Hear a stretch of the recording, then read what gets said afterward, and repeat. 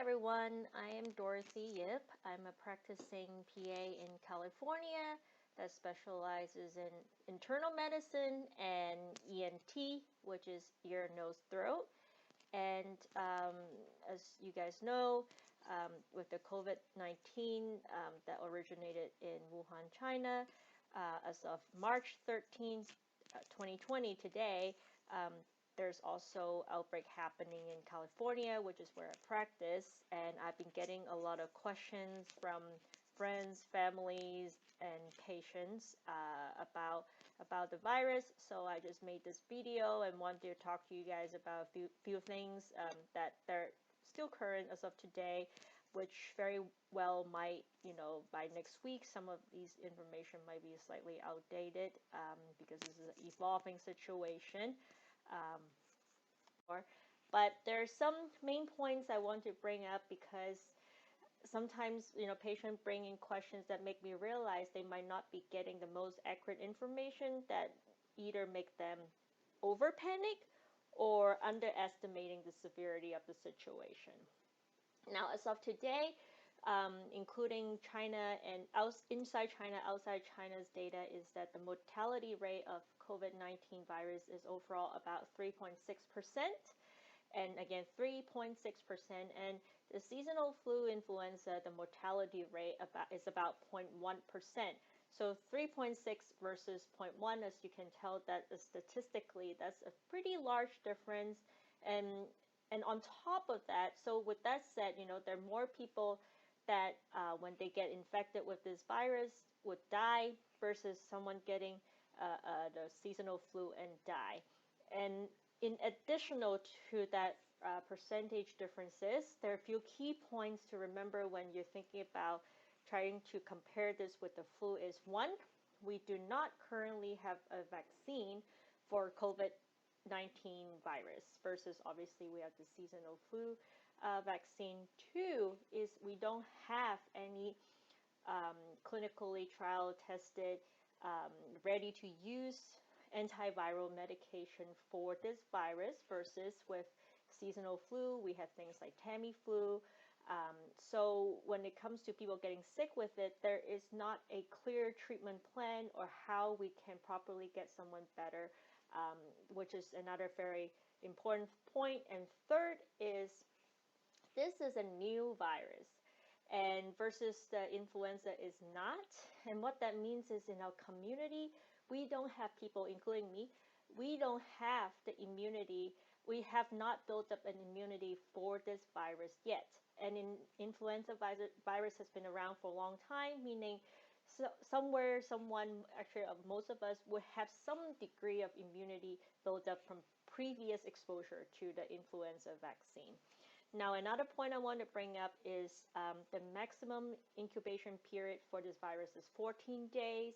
It doesn't mean everyone is maxing out on 14 days, but what that means in general is that it can take up to 14 days for the person that initially contract the virus to exhibit the first sign of symptoms. And for those past 14 days, they could be going to school, church, restaurant, and a lot of them would have no symptoms because it can take up to that point.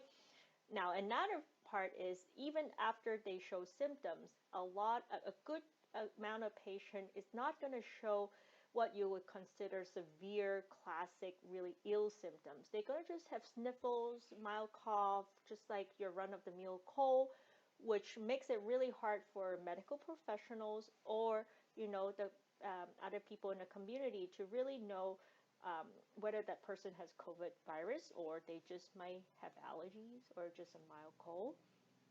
So all in all, a good rule of thumb with the fact that now the outbreak, especially I'm speaking more in regard to California because I practice out of California, is that at this very point, this is a community transmissible situation, meaning you cannot really screen people purely out of travel history because people in California, you, me, all of us could be actually already, carrying or if not infected with the virus. So the best thing to do right now is proper hygiene measures, including washing your hands properly, not just going like this. We want to make sure we get to the web of the fingernail with soap, 20 seconds, rinsing under water.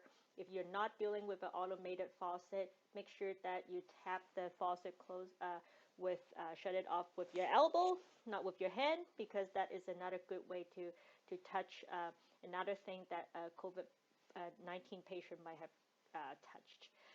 Also avoid social gathering. I know it's no fun, but especially if your employer give you the opportunity to work from home, take advantage of it. This is not just because everyone, just don't want to go to work. This is really a very important measure, a way for us to contain the virus. And social gathering also.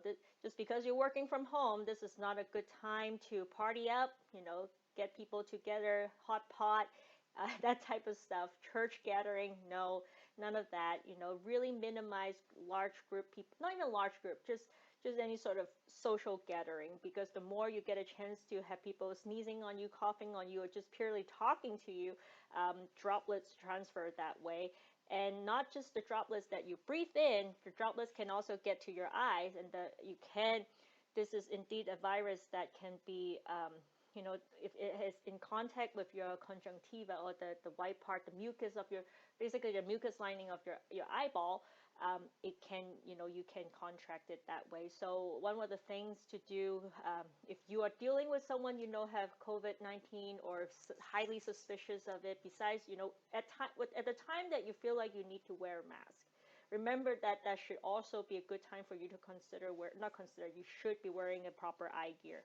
By proper, ideally, is that everyone have medical grade safety goggle type thing, or even face shield is the most appropriate time. But if you don't, just at least wear a pair of sunglasses. If you're wearing prescription glasses, wear it. Just another barrier from the droplets from getting into your mucosal lining, whether it's mouth, nose, or the eyes. And one of the thing to remember is this virus can survive on surfaces. So far the data shows that it can survive about to about 48 hours in typical countertop and things like that. And what that means is you don't even have to be in contact with an actual person, but if you go to a store, grab a bag of chips that a COVID-19 patient might have sneezed on or touched, you can contract that way. So again, very important, wash your hands. When hand washing is not available, please at least use hand sanitizer. Really rub it into the web space, and don't touch your face. Even if you have really itchy eyes, scratchy nose, or do not touch your face. And another important point is the reproduction number of this virus is 2.5, and what that means is for any one confirmed case, 2.5 other people probably had gotten it from that one confirmed case. And since I told you there are only people that actually confirm cases are the ones that are actually showing symptoms, showing up at the hospital. But there's still a bunch of positive patients that we would never know because they have such mild symptoms. And any of those category of patients, whether they have mild symptoms or severe symptoms, if they have contracted the virus, each of them can pass it to another 2.5 people. So even though as of today, the California head count on confirmed cases is 191, that does not mean there's only 191 people in California that have this virus. This is just the people that are sick enough that show up at the hospital, got the proper testing. All right. So another point is all of us should do our parts to really help, prevent the spreading of this virus. But there are a certain, subset of patients or people in general really should be extra careful. That it will include people with chronic illnesses such as diabetes, hypertension, recently, had undergone, surgery, chemo patient, people with known immunodeficiency, any of the above patients really, if if you're that fall under those category, oh, and obviously patient with chronic lung diseases like asthma or COPD, if you fall under that category, you're not, you should really be avoiding, the things we say to avoid. And, if you could get someone to shop for you, don't go to grocery store. If this is if you want to find a good time, a good reason to quit smoking, this is a great time. But on vice versa, there's a oh, and also if you're someone that will sometimes get in contact with this high risk group of people, you should be also, make sure to be mindful that they need your extra, hygiene, measure to help not having that virus spread from you to them. So if you're going to visit someone under those categories, wash your hands. If you don't have the proper, if they don't have the proper protection gear, whatnot, stand 6 feet away from them when you try to talk to them. That's about the distance that is considered safe. The droplets just don't typically go that far. Another interesting fact is kids. We don't know if they're just not contracting the virus or they just get the virus but don't have really severe symptoms from it. We don't know. But what that means is we have a lot of kids in the community at some point probably will become carrier of COVID-19 virus, and no one will know because they always have a little sniffle and they just like to, put their hands all up in your face.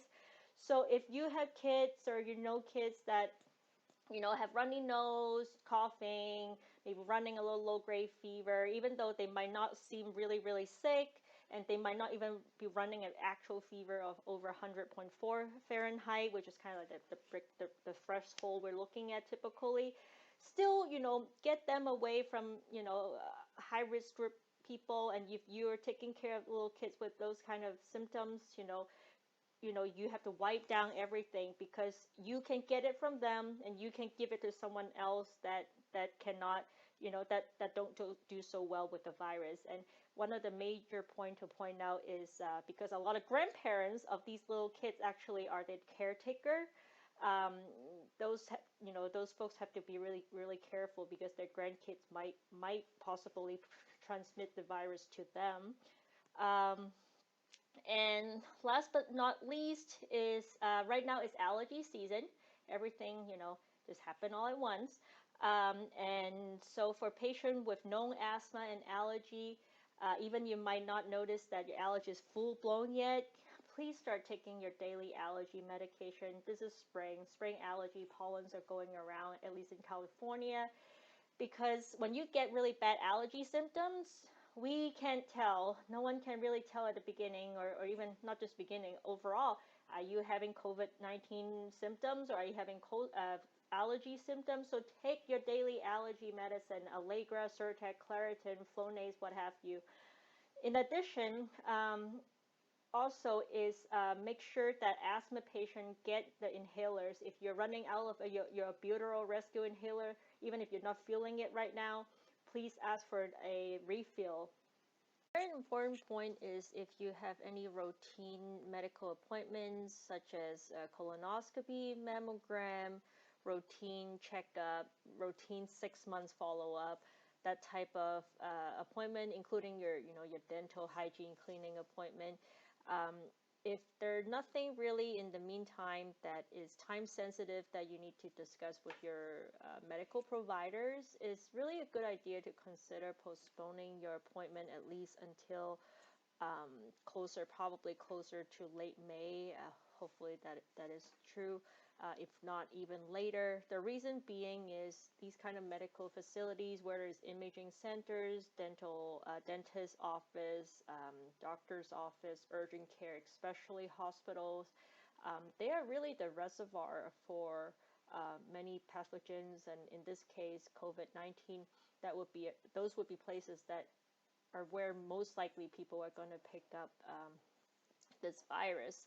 So the benefits of you postponing those kind of non-time sensitive appointment right now is one, making yourself less likely to get in contact with the virus, and second is it would also, to be honest, free up some of the medical personnel resources and time to really be able to focus on taking care of patients that are highly suspicious of COVID-19, or patients that have been tested positive that are needing a treatment or isolation. That overall will really be beneficial for the whole community, because if we can put in the energy and time to really take care of these cases, that also means there will be less of these cases in the community going around. The very, very, really, really last point, promise, is that for getting the information about this virus, really, really take care of, making sure that you're getting it from sources that are reliable, and also from sources that the information is updating. Just why I'm telling you, even with my video right now, especially in a month's time, is probably not going to be very relevant.